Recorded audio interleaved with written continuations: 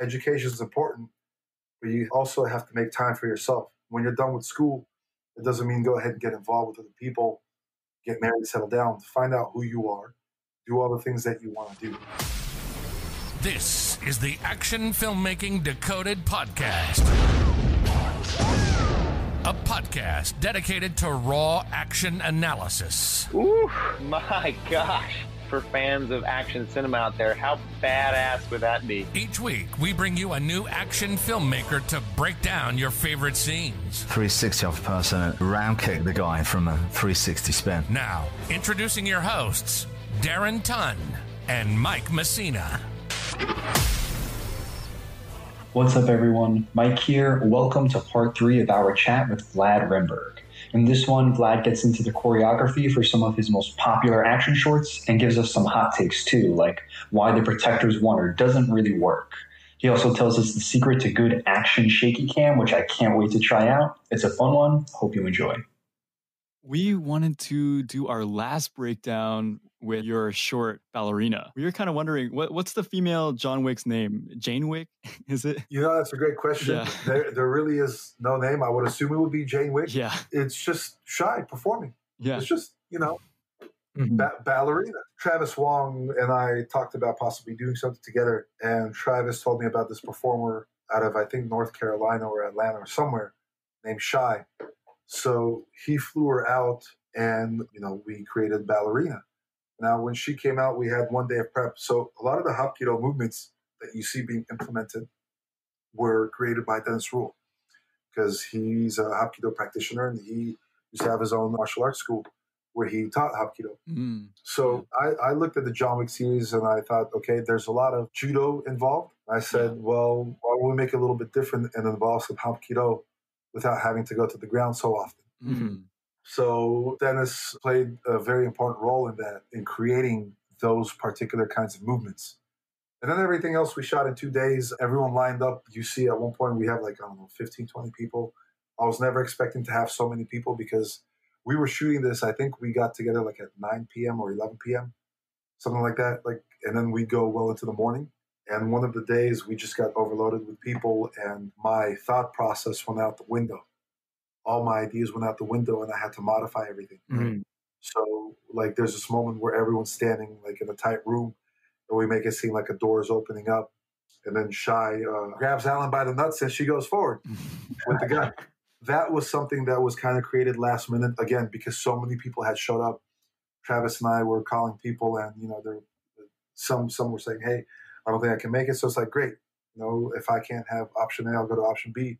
But then we had both option A and B show up. But it was a good learning experience. I wasn't trying to replicate John Wick at all. I was trying to make it unique and fresh because it's Ballerina. Yeah. Once again, I wanted to go away from the judo and go into Hapkido.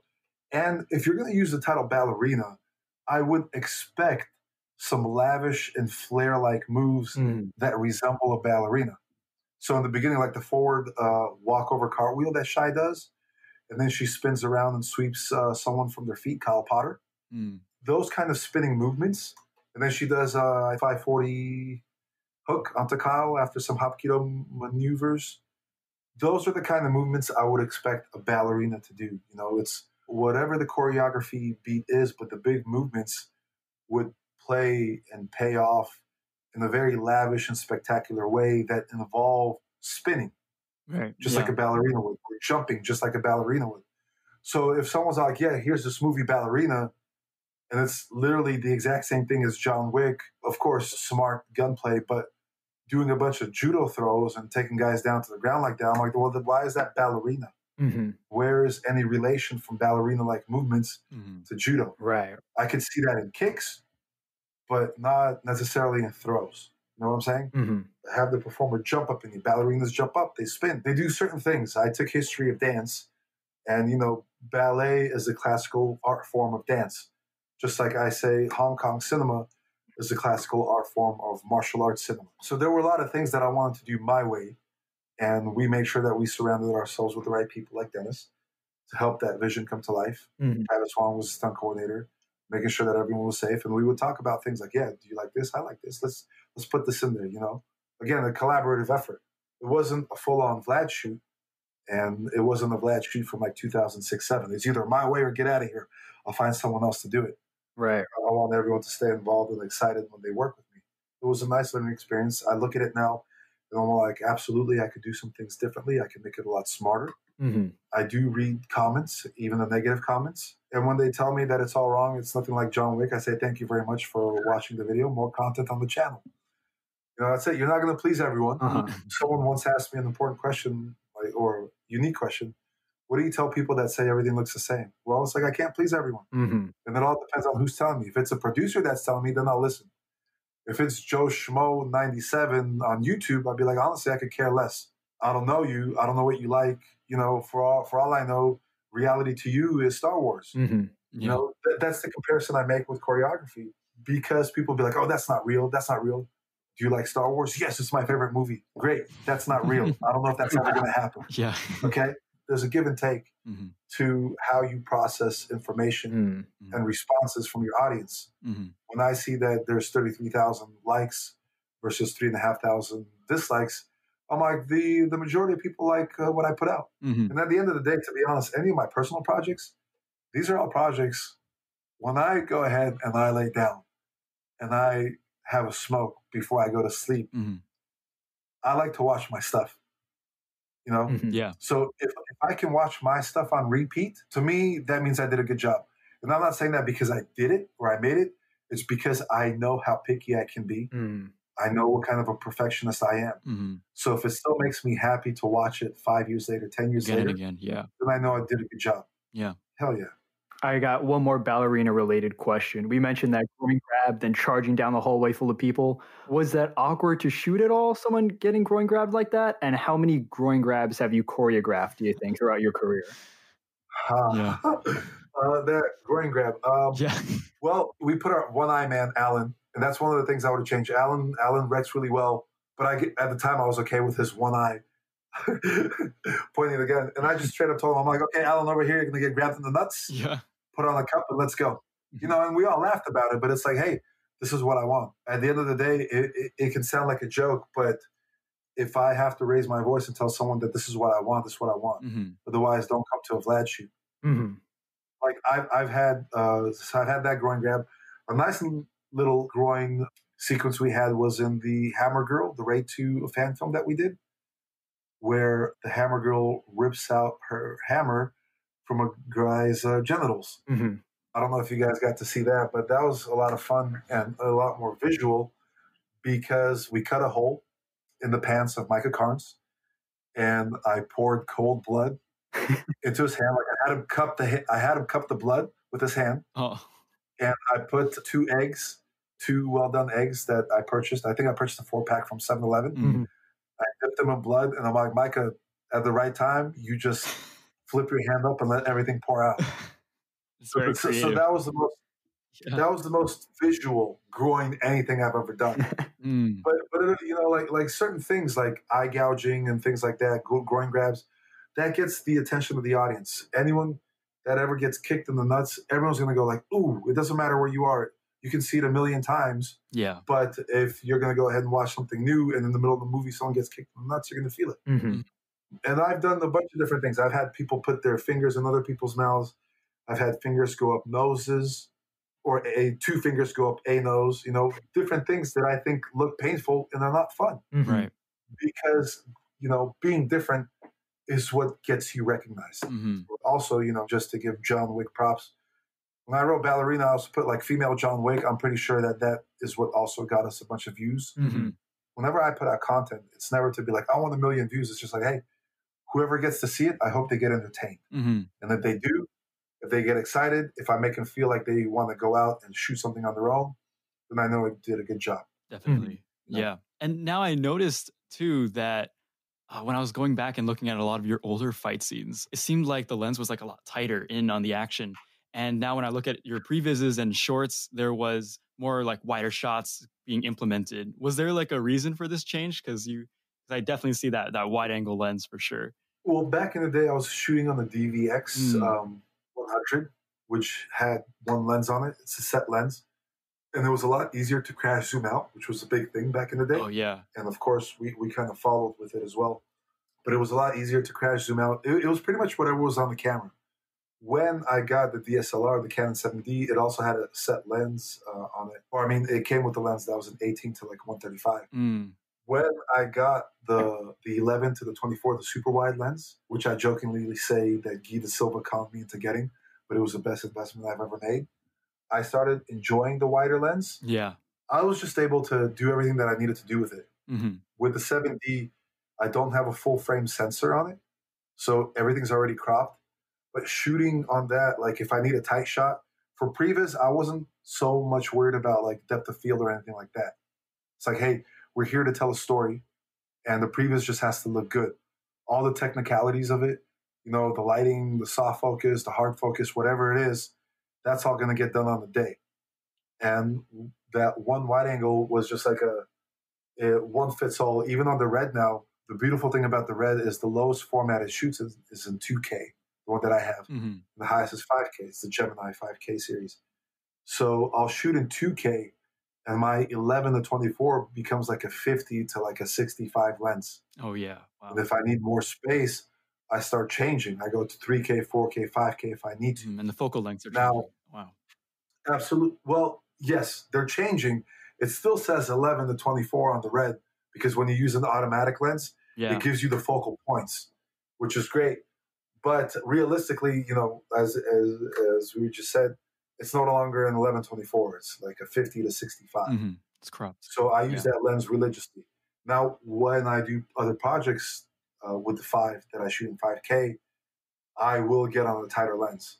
It all depends. Like I did the tighter lens also because at the time, Korean cinema I felt was dominating the action world, and Korean shaky cam is the best version of shaky cam out there. Unless you give me a camera to operate them, I will out shaky cam the Korean shaky cam and make it even better. You'll see some of that like in the short that I did, Men in Suits, and like Mickey versus Amy and the other shorts.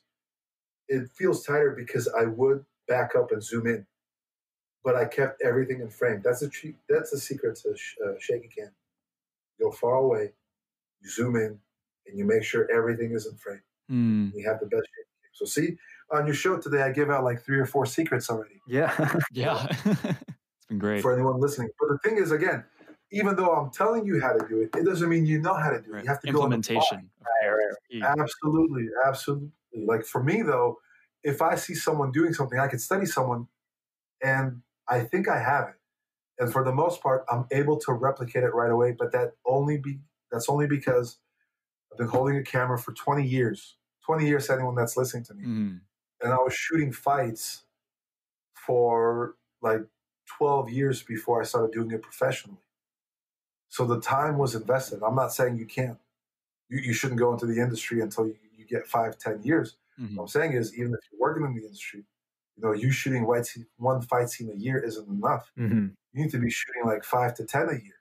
And right now, like with a lot of these people out there, you know, where they only work the jobs, they don't have to go work at Ralph's. They don't have to deliver food. They don't work at Apple. Like there's really no excuse. I get it. We are living in funky times, but it is possible to go ahead and shoot in a very safe way. You can still wear your mask. You can do a one-on-one. You got to practice. You know, like I can give a full-on masterclass, reveal all my secrets, you know, for a very nice lump sum of money. But I wouldn't want to do that because unless you're practicing it, it's just me talking out of my butt. You know, that's the reality. Someone can talk. If you haven't practiced it, you don't understand how to hold on to that information that's being given to you. Yeah, you got to do the work. You know, like if I've never acted before and I take a master class and Leonardo DiCaprio's teaching an acting class and he's telling me all these things and I've never acted before, I've done very limited, there's going to be a lot of things I don't know what the hell he's talking about. And I won't know the process or the science of it. I won't know the application of it because I haven't applied myself. It's the same thing. Like all I do nowadays is just preach. Right. You guys have to go out and shoot. That's the only way to get better. And then after you shoot something, go reshoot it again to make it even better. I tell people, watch movies. People don't watch movies. I give them homework assignment. Lad, you give me homework? Yes. I'm giving you homework. Your homework assignment is to go and watch this Jackie Chan movie. Yeah. What a terrible homework assignment. To be able to sit down if you want to smoke, if you want to have a beer, if you want to eat chips, pizza, whatever, to make yourself comfortable and watch a Jackie Chan or Sammo Hung movie. The people that I shot with, people like Eric Jacobus, Dennis Rule, Ken Kittigwa, Andy Long, we were religious fanatics when it came to Hong Kong cinema. So when we talked about choreography, there was also a reference that we could go back to. Like, I need you to do it like this guy from this movie and this part. Okay, I got it. Nowadays, people are just coming up with choreography bits from the nonsense they see on TV nowadays, and that's not a good starting point. Mm-hmm. Like, know where you're coming from, so you have places to pull, and you have resources, and you have, examples to give. If you don't watch any Hong Kong cinema and you shoot one fight scene a year, to me, that's no bueno. It's no good. Mm-hmm. Now, if you watched all the Hong Kong cinema, and I can go ahead and start asking you ridiculous questions, and you can answer these ridiculous questions, then at least I know that you have studied it. Right. There's some knowledge. You understand the theory behind it, right? But if you're not doing anything, you're not. I don't think you get far in any industry with whatever it is that you go and do. If someone professionally is giving you advice, listen to that. I've told people to do previses, and one previs was done, and I was able to hire this person because the previs was done. Because I need to know, like, if I give you a homework assignment, I need to know that you can go do it. It's a whole new world out there. It's the cancel culture. It's the I know everything culture. It's the I don't need to practice it culture to do it culture. Yeah. And it doesn't work that way. Not in our industry, not when you're making a lot of money. Right. No short. Yeah, absolutely. Put in the work, do the work. No fake it to make it. Don't bullshit your credits. Because if you do, people will know. People will know. People will absolutely know. Right. People will know. People can't be like, oh, Vlad, you put action director. I'd be like, yes, because I set up all the camera angles. I would say action. I would tell people the beats and the rhythm to the action beats. I did everything an action director would do. I'd be like, go to set. Watch me work. Now, when other people put credits, I'm like, I don't know if I buy that, and the problem I have with stuff like that is because in the future, when we're all working regularly or working big shows, if you bullshit with your credits and you become a stunt coordinator, now you're responsible for the safety of other people. And if you bullshit with your credits and someone gets injured, oh man, you know what? Honestly, go F yourself like that. Like, go F yourself, go burn in hell. Because when I go do my job, I need to know my job, right? It's like, as a fight coordinator or an action director, if someone throws an oddball, or a curveball at me, I better know how to catch that and keep going with it. That's my job. That's what I've been practicing the last 20 years, is knowing how to operate things behind the camera. As a performer, your job is to know how to operate things in front of the camera, which is yourself, which is the person you're performing with. You have to know how to dance. You have to know how to make yourself look powerful. You have to know how to do all these things, and the only way to know how to do all these things is by actually going out and doing them, which is why the indie community is such a beautiful community, because I'm going to say it like this. People like me, Tony Chu, Eric Jacobus, and Manny, we've all given you little people the opportunity to go out and shoot this stuff, because when we were doing all these test fights and shorts, industry professionals were going like, why are you guys doing this? Why are you guys doing this? And now everyone goes out and shoots their own stuff. Even industry professionals, they all go out and shoot their own stuff. And they realize that this is the only way to get better. And they started using, stuff from the short films in their choreography reels and their coordinated reels. The same people that were bashing on people like Manny and myself for doing that in our own stuff, now they're out doing that. So I just want to say you're welcome to the indie community.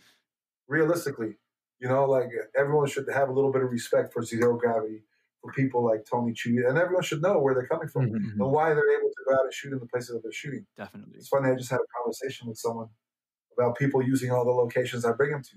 There's this one park that everyone shoots at, the Porter Ranch Park in the San Fernando Valley. I was shooting in that park since 2011 for 20 years. Yeah. And now you see a bunch of people shooting. Everyone's copying. I shot this short with Brian Sloyer. Hopefully I get to release it this year, next year, in this location that I got from Amy Studevan. And now everyone is shooting there, So it's like, hey guys, you're welcome. The indie community Eric Jacobus, Dennis Rule, Zero Gravity, Manny, we all want to say you're welcome for giving you guys the opportunity to go out and do things because we were doing them when people told us not to do them. Yeah. So I just want to say you're welcome. Like, I'm forcing that you're welcome down everyone's throat that's going to listen to this. Yes. All the indie filmmakers, you're welcome. That's the third teaching. Yeah. Just you're welcome, no context. Yeah, you're welcome. It was people like myself, people like Sam Hargrave, people like Manny. We all came from the indie community, and now we're working. Mm-hmm. We're all working. Not everyone makes it. That's the reality of it. Not everyone gets to make it. Some people start having families, and it's like, hey, the number one priority when you have a family is your family. Mm-hmm. Mm-hmm. Other people, they start working on another job, and they make very good money in the other job, so they don't pursue this thing. There are a lot of things that happen in life, but for the people that push, the people that said, hey, I'm going to keep going, even though, this sort of thing is frowned upon, you're welcome to everyone now, So, again, people like Sam Hargrave, like Manny, like myself, Thayer Harris, who became a second unit coordinator on Extraction, who's been working with Sam. All those guys, all of us, we were shooting our own projects. Yeah. Real Kick had their own projects. LBP had their own projects. Vlad Rimburg had his own projects. Zero Gravity, like you have Latif and Sam Locke, who came from there, they had their own projects.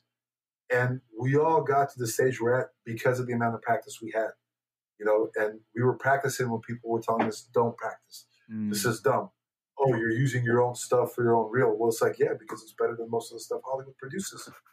The indie community, I would argue, has changed the face of American action because if you're doing an American action and your stuff looks crappier than what these guys put out on YouTube, people are going to take notice. People are going to take notice and want to start working with those people. Anyone that's shot a video for the most part and has had positive reviews about the video from the stunt community is working somewhere. They might be shooting previs for someone. They might be camera operating on the show, but they're all doing something because you can't take away the work that the indie community is doing because social media has become a very powerful and important platform. Yeah. Now, I was saying coordinators in the beginning of our podcast, I was saying coordinators don't have the time to sit down and look at everyone's stuff. So when they do, you better make sure that you're showing them the best possible version of what it is you shot.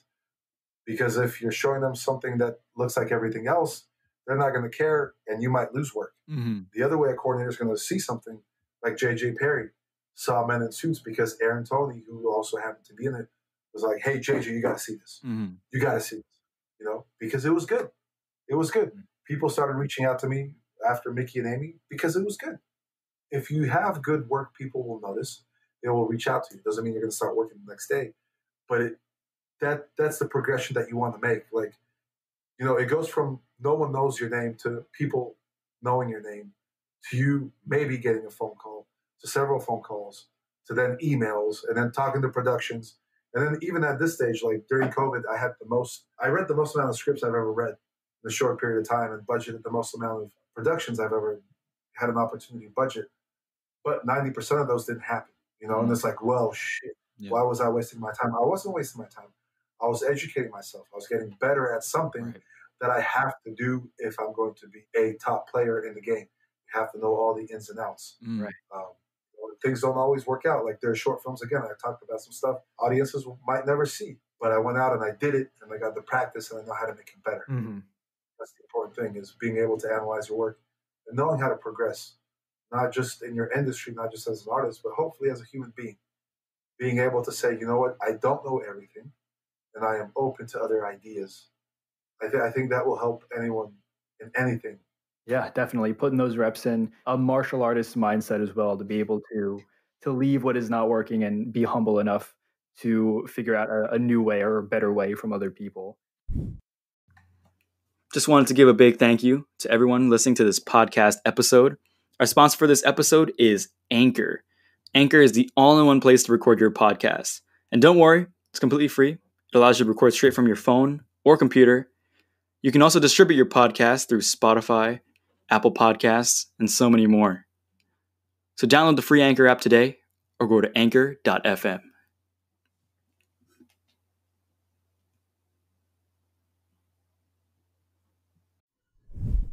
I think we'd love to go into a quick hot take segment where we sort of just throw something out there and then have you give your quick 1-sentence opinion or your take on whatever it is that we're giving you. Okay. Yeah. Now I'm nervous.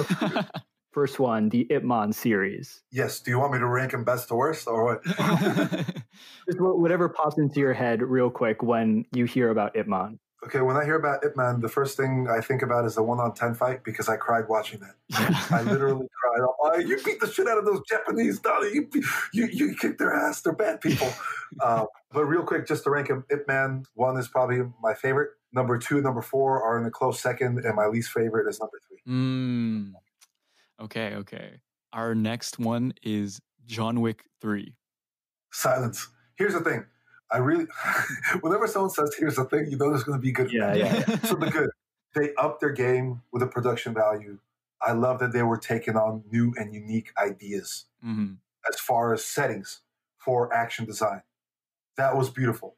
Because honestly, each John Wick has topped the previous John Wick, which is super duper important, especially in the trilogy. Yeah. I just told you that, Ip Man 3 was my least favorite Ip Man. And you kind of don't want to do that when you're creating a trilogy, So it's like, here's the first one. It's amazing. The second one's even better. The third one's even better. And I kept asking myself, how are these guys going to top themselves? Yeah. And sure enough, that's how they did it. There was more money involved. There were new, unique scenarios and situations for John. Now, the bad stuff, let's move on to the next question. Netflix and streaming services in general. Well, what's funny? Many years ago, I think maybe starting like 7 to 10 years ago, Stephen Reedy, who's an amazing filmmaker, said that everything is going to go into streaming. Like he called it. Yeah. And sure enough, the pandemic has forced everything to go into streaming. It has its pros and its cons. From the business standpoint, a lot of people aren't fans of Netflix because the residuals aren't there. But thank goodness for Lucifer, anyone that's been in front of the camera or they've been a rigger or utility have gotten big residuals, which is beautiful. So hell yeah. Number one, thank you to all the fans all over the world for making Lucifer the number one show and for allowing us to provide for our families and our friends.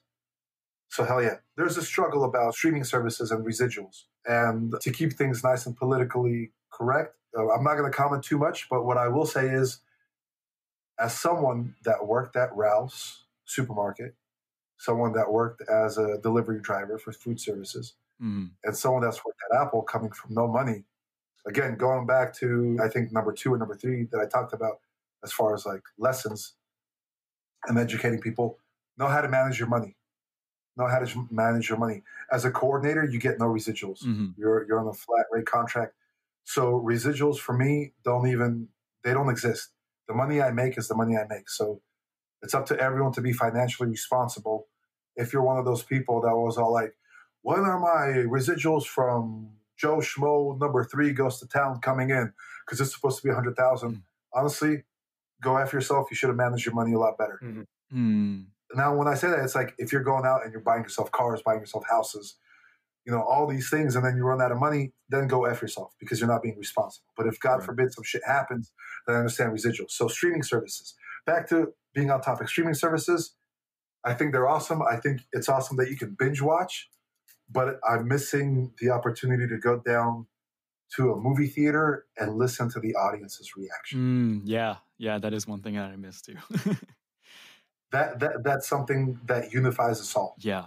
Our next one is Hollywood Shaky Cam.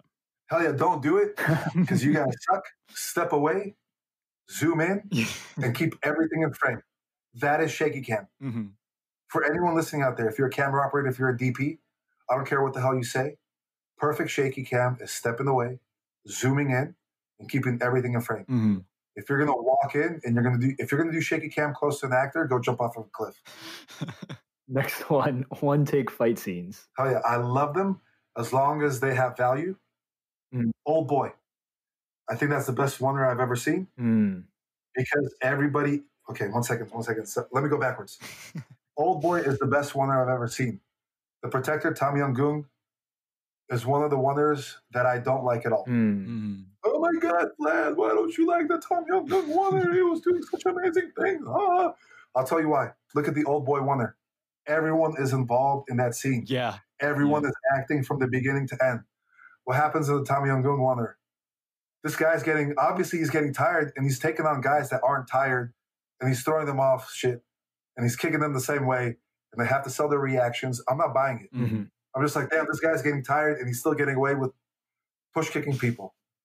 You know, you're just following one character. You're not following the magnitude of it all. Right. Like everything that's involved. Another great Wonder, watch Contour. It's a movie that Derek Jacobus did back in 2006. Stephen Reedy, there are 2 Wonders in a row. It's a 45-second Wonder followed by like a 30-second Wonder. That's a Wonder. Mm-hmm. That's a beautiful Wonder. That's a beautiful Wonder that involves people. Atomic Blonde. The reason I'm naming movies like this, like Old Boy, Atomic Blonde, and even Extraction, is because these Wonders drive the story and the characters are still involved. Right. My problem with the Tommy Young-gun Wonder is that everyone was so fresh. Everyone was so damn fresh. I don't mind people coming in one at a time. Yeah. Because during the pandemic, I started making a project, which was a short film, and now it's turned into a feature. And we have 21 minutes edited. And there's a Wonder in there. It's about 45 seconds. Now, guys are coming in one at a time, but I explained that. There's a reason for that. In the beginning, they all charge at once, and then they separate because there's a time issue going on with the exact moment of the story that I'm not going to give away right now. But when I see Tommy Young-gun, it's like, yo, Tony Jaa just threw someone down, and then these guys are going to casually come down the stairs one at a time. Yeah. Like, look at the Old Boy video fight. game. Everyone was there. You know, look at the Atomic Blonde fight. People were involved. They kept coming back. These guys, it's like one and done. I'd be like, wow. Even when Tony Jaa is at 10% energy level, he still has 3,000%. He's a beast. You know, like, he's still a beast. I'd be like, come on, that makes me not. It's cool, but it doesn't make me care. There's no objective. He's got to get to the top. Why aren't a shit ton of people just rushing him down at the same time? There's one movie that I saw when I was taking a film theory class. It's a 1932 movie. It's a black and white movie. It's a comedy, but it's a period piece. And damn it, I can't remember the name. So if anyone's listening to this, they remember, please let me know any way you can. Yes. But there was like a 7-minute Wonder. And it was just amazing. I like Wonders. I think they're great. Boogie Nights had a great Wonder. When it comes to Wonders, the Wonder has to narrate the story. When you watch Old Boy, you see everyone get tired. You see how this one guy took out like 10 to 15 guys on his own. When you watch Tommy Young-gun, you're like, oh, look at Tony Jaa. Here's an elbow. Oh, look at him throwing down this guy. It's like, it's great. Listen, it's great. I walked around with the camera for 45 seconds trying to capture everything I can in a space. And that's nerve-wracking, and it's scary, and it's tiring. And I can imagine, you know, the performers going at it, staying in character, you know? For that long. So I give them props. Absolutely. Oh, yeah. To be honest, you guys can hate me. I'm not a fan of Thai choreography. There, I said it. I can breathe out. You know, it to me, it's a bastardized version of Hong Kong cinema. That's just my opinion. Listen, I'm just one person out of the 7 billion we have. I make fight scenes. I talk the way I talk because I make the things that I make. Definitely. If you have a problem, grab a camera and go make anything similar to what I made. You know, like that. That's just the truth. But then again, also, like, people don't want to make contact. People, I'm going to get a bruise. I'll be like, aren't you supposed to be a street fighter? Yeah. Yes. But I don't want to get a bruise. Well, then go find another profession. It's not it. Go paint. Yeah. Go draw. Go make music. That's my thing on Wonders. Hell yeah. Next question. The next one is Zero Gravity, the stunt group. Oh, man. They are the reason I am where I am today. And when I say, oh, man, I mean that in the most beautiful way. They opened up the doors for the entire indie community. I call them the godfathers of indie filmmaking because it was a group of guys that went out, shot something, and you're like, holy hell, like, I think I can do that. I respect them in that sense that they showed everyone that it is possible. I respect them so much that I had an opportunity to bring in Tony Chu for Lucifer. And then, of course, after COVID, things changed. But I brought him in, and a group of us went ahead and paid for his SAG fees, his union fees, you know, which is like around it's over $3,000. And that was my way of thanking Tony and everything that he did indirectly for me and the stunt community, is by getting him into the union and paying his fees for that. So when you talk about Zero Gravity, you know, again, the godfathers of indie filmmaking, super duper creative. They were doing camera movements well before anyone understood the kind of camera movements that they were doing. And it was wonderful. They were well ahead of their times. You see some people progress in the industry. Like you got Latif, Sam Locke. Other people are doing different things. But again, my way of saying thank you to that community was by trying to get people on Lucifer. Me getting Tony Chu his union card. So if anyone's out there, listening, if you need a previous guy or need a performer, Tony Chu is in the union. And he's, he was my number one stunt guy. Honestly, he was my number one stunt guy that I would watch and admire because back then, no one knew about pads. So he'd hit the ground so hard and he's still got so many creative ideas. And then I met Eric Jacobus and I was like, holy hell, like this guy's crazy. And then I met Sam Hargrave. And I was like, well, this guy is just, all three of them are nuts. So yeah, Zero Gravity, Godfathers of Indie Filmmaking. If you don't know Zero Gravity, Larry Leong, Leong, he has a YouTube channel where he posted all the Zero Gravity videos as well as outtakes and commentary. So if you refuse to do your homework assignments because you don't want to open up VLC Media Player or QuickTime, you can go on YouTube, and just hit play. It's all there. Next one, Coca-Cola 6-packs. Whew, please, I'm wearing mine right now. Tony's an amazing photographer, and he wanted to get me in front of the camera. We would be joking about 6-pack. He's like, I'm going to put a 6-pack on you. I said, you put that 6-pack on me, and I'll make it as sexy as I can. It worked. You did your job. Very good. Thank you. And our final hot take is being a dad. Oh, man, it's one of the most beautiful things in the world. It really is. And I mean, listen, I always wish the best for everyone, but when it comes to your own children, you want only the best for them. So, I try to help out as much as I can in the indie because ideally I'd like to have my daughter be a part of the industry. And if I set up all that right now, then she should have it a little bit easier and she shouldn't have to wait, 14, 16 years before someone gives her a phone call to get into the industry. Yeah. But at the same time, honestly, being a dad, you want the best for your kids. And I just want my daughter to be able to do something that she loves and she can travel the world. I know this is not a popular opinion right now, but I'm going to say that the worst thing she can tell me is to be a doctor, even though the doctors are doing an amazing job in the world right now. Yes, yeah. I don't want her to be confined to a certain space.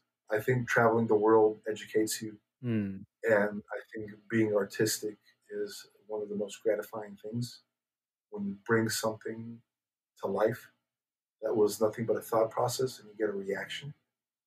It's wonderful. It's wonderful. But at the same time, she needs to learn how to go to sleep around 10 o'clock at night instead of 1 o'clock in the morning. I don't mind her waking up at 11 a.m., Yeah. But she needs a little bit more discipline. I love my wife. She goes a little easy on the baby. As an example, like when my wife is in the store and my child reaches for something, my wife will say, no, don't do that. And when I'm next to the baby, I physically put my hand on hers and put it down. And I do that a couple times, and then she's done. So different approaches, different things. But I want my kid to be a kid. I come from a European/Russian Jewish background where education is everything, and being creative was frowned upon, and everyone would question you. Like, oh, you want to do movies? Why? Why are you doing martial arts? Go be a lawyer. Go to be a doctor. And it's like, oh, you make how much an hour? Oh, yeah. You think you can get my nephew in there? It's like, no, I can't. No. Remember, what am I doing? Like, like that. I think a good focus for parents in general is just let your kids be kids. I'll be honest, I yell at my kid. I'm not a perfect parent. I'll raise my voice, but when I raise my voice, it's just so that way she understands that there's an authoritative force around. Like she can be all chill and cool around mom all the time, but when I'm there needs to be some discipline and obedience because that worked for me. My dad forced me to go to karate 5-6 times a week. One time I came home from school, my elbow and my knee was scraped, bloody scraped. I'm all laying in bed. My dad gets home from work because he worked in the supermarket to make sure that the family had insurance. And the first thing he said when he saw me, get up and get dressed, you're going to karate. So being a parent, you definitely have to force certain things, but you need to know how to let your kids be kids. Don't put them down. Let them do and let them try whatever they want. But at the same time, you have to force them to stick with something. What I've learned is parents that let their kids do anything and everything, like, I want to try this, I want to try that. those kids, if they don't go into the work field, like retail, they'll have a hard time sustaining a job. Or, you know, like, because they're like, oh, I'm tired of this bullshit. Yeah. And then they quit 2 weeks later. That's no good. Like, discipline needs to be enforced. Martial arts is a great way to enforce discipline. Teaching music is a great way. You know, like all those kids that play the piano or any kind of musical instrument, violin, that's all time that's been dedicated.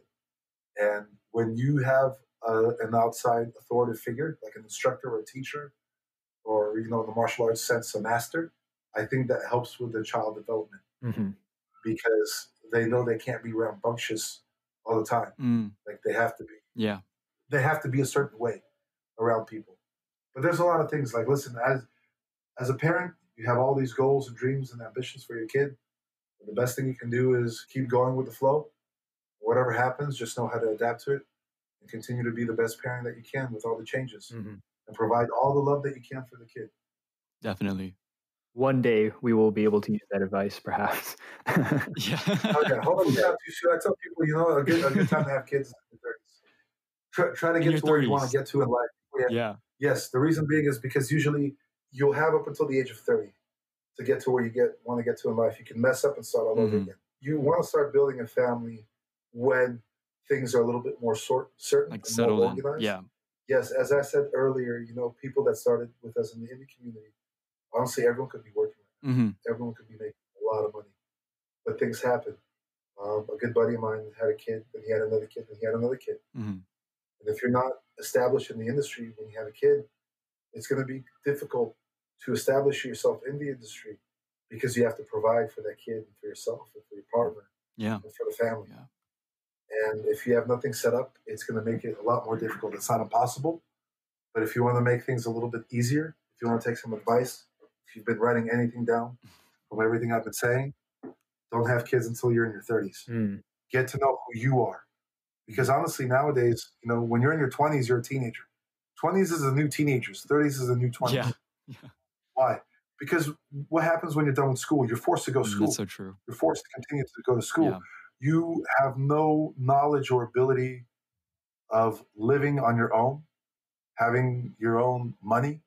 Because a lot of times what happens when you go to college, parents are paying for that, especially in the Asian community.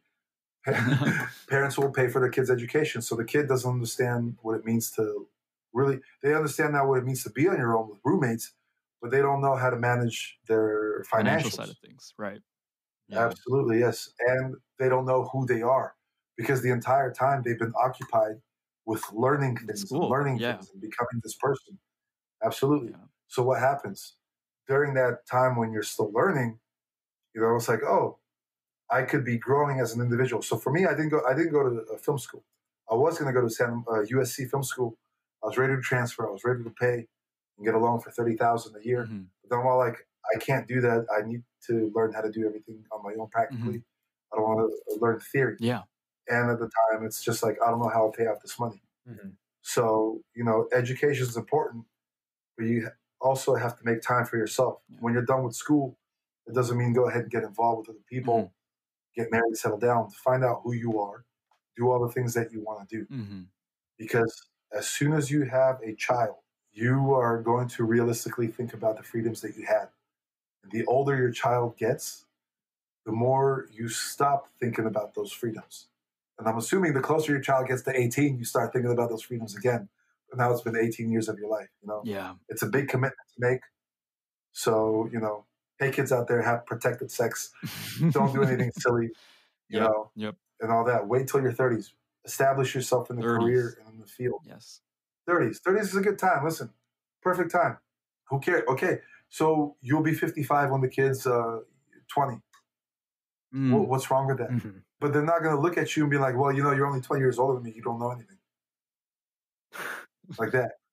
You want the kids to respect you. Right. They're going to respect other people. If you look like you're close to their age, I mean, listen, there are people out there that do an amazing job. Single mothers, single fathers, multiple kids. Kids grow up to be great.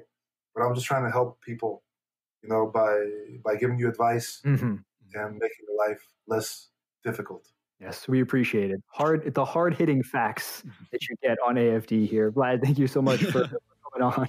Absolutely. Thank you, Darren and Mike. Hell yeah. Yes, really enjoyed this one. Thank you.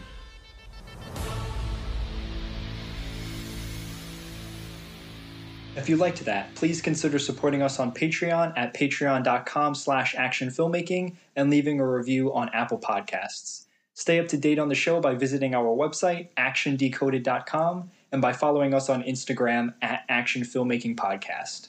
Until next time, thanks for listening.